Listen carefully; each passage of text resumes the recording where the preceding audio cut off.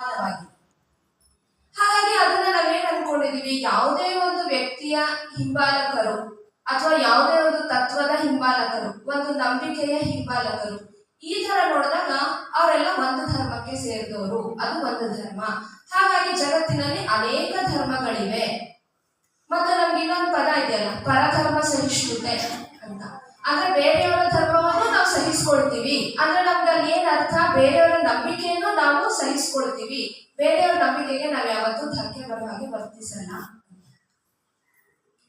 ಆದ್ರೆ ಧರ್ಮ ಅನ್ನುವಂಥ ಪದ ಇದೆಯಲ್ಲ, ಇದು ಸಂಸ್ಕೃತ ಮೂಲದಿಂದ ಬಂದಂತಹ ಪದ, ಸಂಸ್ಕೃತದ ಪದ. ಅದು ಕನ್ನಡದಲ್ಲೂ ಬಳಕೆಯಲ್ಲಿದೆ. ಇಂಗ್ಲಿಷ್ ಅಲ್ಲಿ ನಾವು ಅದಕ್ಕೆ ರಿಲಿಜನ್ ಅಂತ ಹೇಳಿ ಒಂದು ಪದನ ಕೊಟ್ಬಿಡ್ತೀವಿ. ಆದ್ರೆ ಧರ್ಮಕ್ಕೂ ರಿಲಿಜನ್ಗೂ ತುಂಬಾನೇ ವ್ಯತ್ಯಾಸ ಇದೆ. ಇದರ ಅರ್ಥವನ್ನ ಆ ಪದ ಕೊಡೋದಕ್ಕೆ ಸಾಧ್ಯ ಇಲ್ಲ. ಹಾಗಿದ್ರೆ ಧರ್ಮ ಅಂತಂದ್ರೆ ಏನು? ಸಂಸ್ಕೃತ ಭಾಷೆಯಲ್ಲಿ ಅದರದೇ ಆದಂತಹ ಒಂದು ವ್ಯವಸ್ಥೆ ಇದೆ.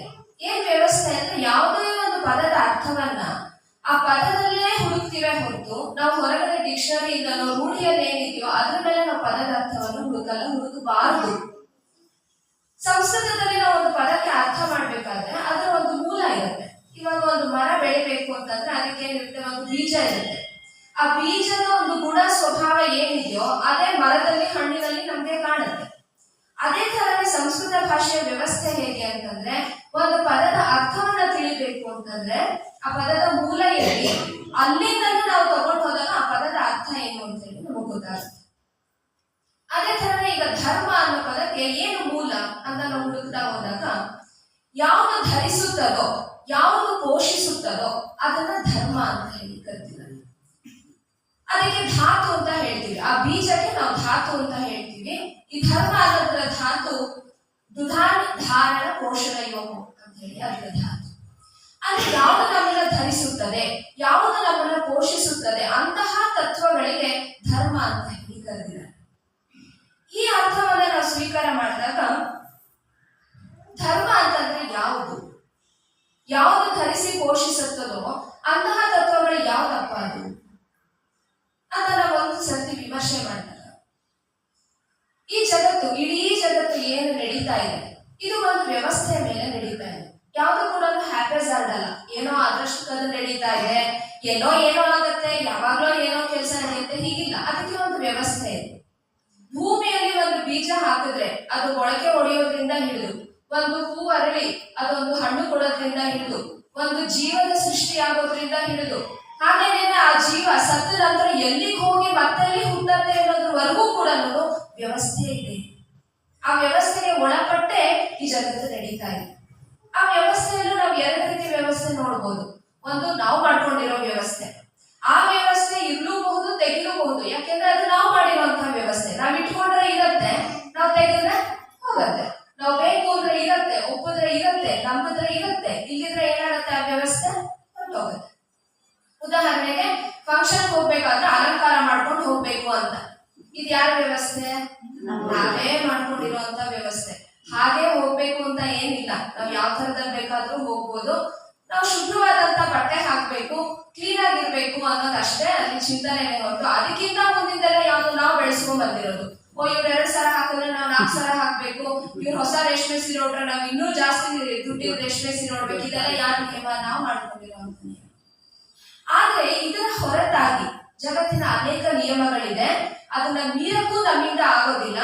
ಅರ್ಥ ಮಾಡಿಕೊಂಡು ಅದರಂತೆ ನಡೆಯಕ್ಕೆ ಮಾತ್ರ ನಮ್ಮಿಂದ ಸಾಧ್ಯ ಇದೆ.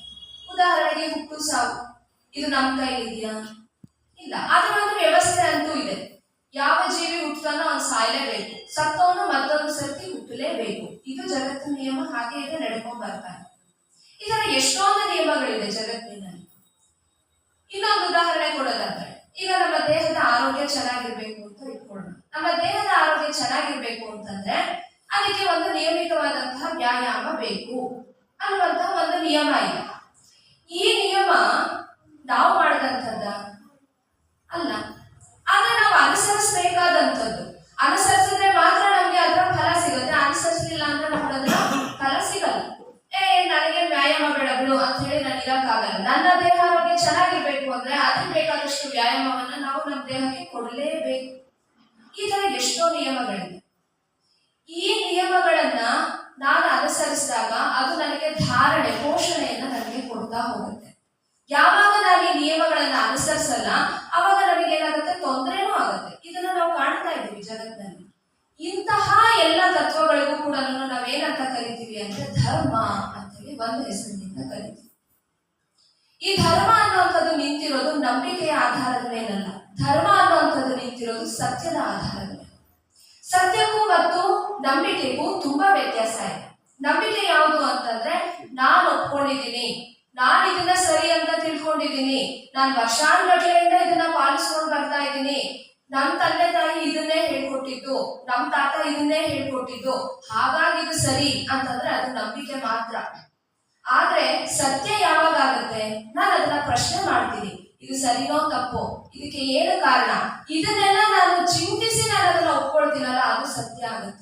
ಧರ್ಮ ನಿಂತಿರೋದು ಯಾವರ ತಳಹದಿ ಅಂದ್ರೆ ಸತ್ಯದ ತಳಹದಿಯ ಮೇಲೆ.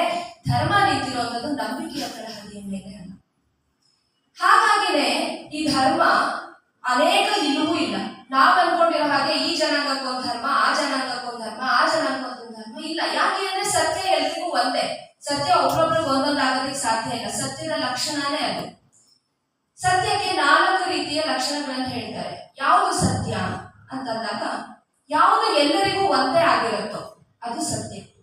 ಯಾವುದು ಎಲ್ಲ ಕಾಲಕ್ಕೂ ಒಂದೇ ಆಗಿರುತ್ತೋ ಅದು ಸತ್ಯ. ಯಾವುದು ಎಲ್ಲ ಜಾಗಗಳಲ್ಲೂ ಒಂದೇ ಆಗಿರುತ್ತೋ ಅದು ಸತ್ಯ. ಮತ್ತೆ ಯಾರು ಒಪ್ಲಿ ಬಿಡ್ಲಿ, ಯಾರು ನಂಬಿ ಬಿಡ್ಲಿ, ಯಾರು ಬೇಕು ಅಂದ್ಲಿ ಬೇಡ ಅಂದ್ಲಿ, ಅದಿರೋದೇ ಹಾಗೆ. ಅದನ್ನ ಏನಂತ ಕರೀತಾರೆ, ಸತ್ಯ ಅಂತ ಕರೀತಾರೆ. ನಮ್ಗೆ ಒಂದು ತಪ್ಪು ಗ್ರಹಿಕೆ ಇದೆ. ಏನಪ್ಪಾ ಅಂತಂದ್ರೆ, ನಾವು ಲೌಕಿಕ ವಿಷಯಗಳಲ್ಲೆಲ್ಲ ನಂಬಿಕೆ